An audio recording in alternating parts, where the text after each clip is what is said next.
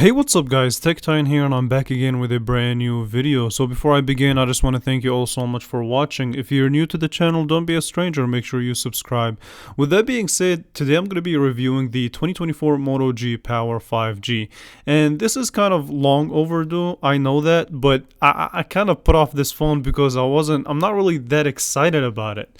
But let me give you guys my review, my opinion, and my point of view, and then you tell me what you feel about this device. So the 2024 Moto G Power 5G kind of follows the same formula as the Moto G 5G, as the Moto G Stylus 5G, which essentially is this kind of material that they decided to use pretty much for all of their 2024 lineup. So this is the vegan leather material that is very grippy and feels really solid in the hand, almost makes this phone look more premium than it actually is. So a very good material. The downside of it though is that when dust and debris comes to this material, it's pretty much stuck there. So it makes it harder to clean because of it. And one of the downsides that I have, particularly with the Moto G Power, it's the camera housing. So on the other phones like the Stylus 5G or even the Moto G 5G, which is lower than this phone supposedly, the vegan leather wraps around the camera housing. With this phone, for some reason, it does not. It almost looks like it's kind of out of place. So on the right hand side, you do get your power button that does double as a fingerprint sensor, which is a decent fingerprint sensor. You also get your volume up and down. Now the bone that I have to pick with these buttons is that they're kind of mushy, not really that tactile, and they almost feel like a low quality buttons. They are made out of plastic just like the sides of the phones are, but yeah, they're not really that good of buttons. So keep that in mind if you're interested in buying this phone or if that's gonna bother you. The bottom IO has the following ports. You do get your headphone jack port in 2024, nice, a microphone, your USB-C that does support 30 watt of fast charging, as well as your bottom facing speaker, which is really good, surprisingly really good, way better than the previous generation in my opinion. But yeah, in general the sides are made out of plastic, so they're not going to feel the most premium. They don't try to mimic metal or anything like that like they do on the Moto G Stylus 5G, so they're not like shiny or anything like that. They're just plain plastic. And the dual camera setup on here, we're going to spend some time with it, but you do get a main sensor as well as ultra wide. Overall though, that's just the basics behind the design. So a very familiar formula, but almost seems like an afterthought with the camera housing. And yeah, so that's what I have to say about the design of the phone. However, if you have an opinion about it, let me know in the comments below. So the next in the conversation, without a doubt, has to be the display itself. So with Motorola, what they decided to do is they, instead of giving us a 720p panel like they did with the Moto G 5G, they gave us a 6.7 inch 2400 by 1080p, which is an IPS panel, so it's not quite OLED. So think of it as kind of the middle child, a higher resolution than the Moto G 5G, but not quite as good as the 2024 Moto G Stylus 5G. And the display itself is really nice. I mean, I don't really have a lot to complain about it. I know it's an IPS panel, so it doesn't really get all that bright. However, it does have support for 120 Hz of refresh rate. Under harsh lighting conditions, like under harsh sunlight conditions, it's going to be a problem for some people because it's just not going to be as viewable as an OLED display with higher brightness.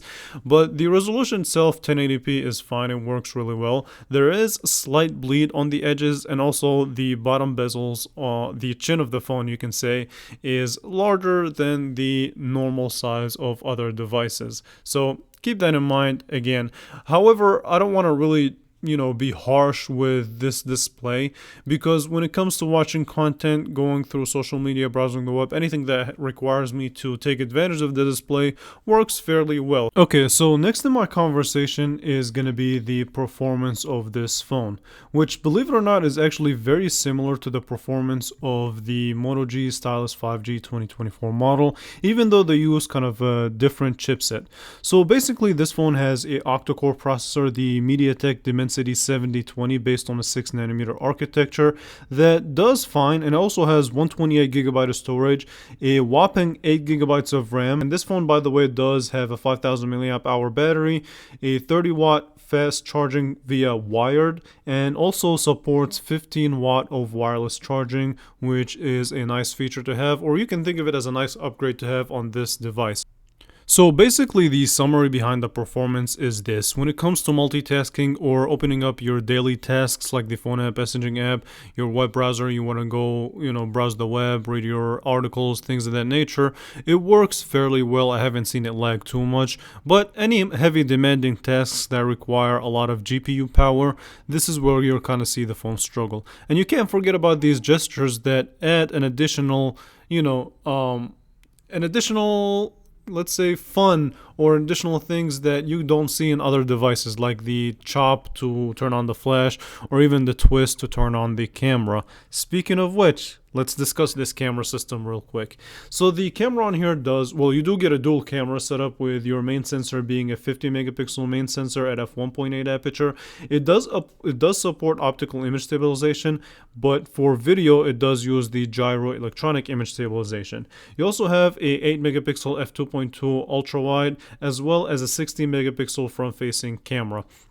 And basically, from a camera interface type of thing, this phone is just what you would expect from Motorola. Simplistic, straight to the point. You can switch between the main sensor and the wide angle sensor really quick, no problem. And this phone does support only 1080p at 30 frames per second maximum, so no 1080p 60 frames per second if that's something that you're looking for, or not even 4K. So keep that in mind.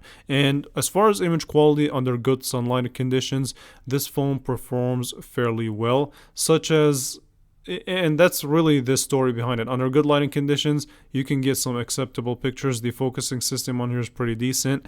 The dynamic range is a little bit harsh and a little bit aggressive. The selfie camera, it's okay, it's fine, it does its job. The video quality that comes out of this phone, the 1080p camera, is actually fairly decent. The colors on here look nice. I just wish it gave us more support for a better stabilization, a better focusing system. But yeah, that's the story behind it. I want you guys to listen to the audio. So listen to the audio real quick and we'll come back with some final words. Okay, so this is a quick video test of the Moto G Power 5G 2024 edition. And one of the things that I've noticed is that you can't switch between the wide angle and the main sensor like you can on the Moto G Stylus 5G 2024 model. But under bright light conditions, this camera can hold its own for sure. And yeah, here's also your audio test. It's a little bit windy, but we'll see how that goes.